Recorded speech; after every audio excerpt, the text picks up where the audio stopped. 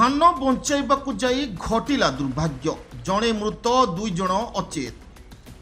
बलांगीर जिला पाटनागढ़ ब्लॉक धातुक पंचायत अंतर्गत सदर धातुक ग्राम वज्राघात जड़े चाषी मृत्यु घटी बेले आउ दुई जन दीर्घ समय धरी अचेत अवस्था पड़ी रही घटना समग्र अंचल में शोकर छाया खेलाई।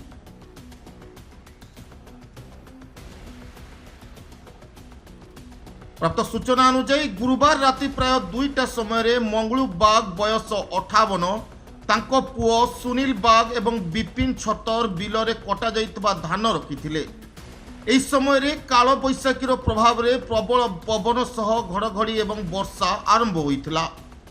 धान को वर्षा और पवन सुरक्षा करने पई सेमाने त्रिपाल और जरी द्वारा ढांकिबाकू चेष्टा करुवा बेले हठात प्रचंड वज्राघात होइथिला। वज्राघात एते भयंकर थिला जे 3 जन जाक घटनास्थल रे टली पड़िथिले। सेथिरे मंगलूबांक घटनास्थल रे ही मृत्यु घटिथिला। अन्यपटे तांको पुओ सुनील बाग और विपिन छतर प्राय 2 रु 3 घंटा धरी अचेत अवस्था रे पड़ी रहिथिले।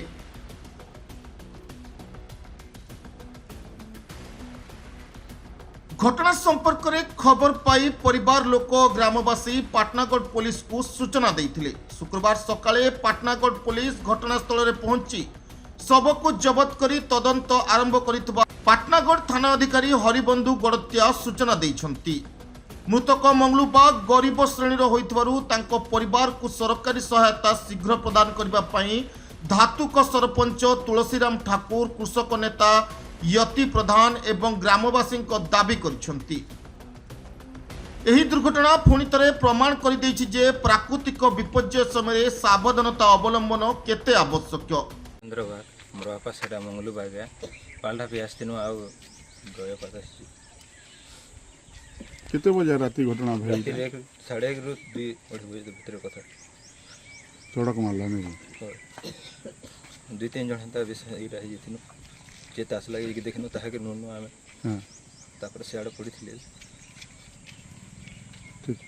ठीक सरपंच मोर ना हो तुलसीराम ठाकुर आउ ठीक सकाल आड़ के मत फोन आसला जे मंगलू बाग बोले जड़े से भाग चाषी इन गरीब प्राणीटे जड़े भाग चाषी से धान चाष करते करा वर्षा आसबार से आसिक इन तालपत्री डाबी थे जहाँ लोग कहते जहाँ आम देखलु आज तालपत्री डाबी आला समय राति 2:30 बजे आड़के ताको बिजु मेरदेला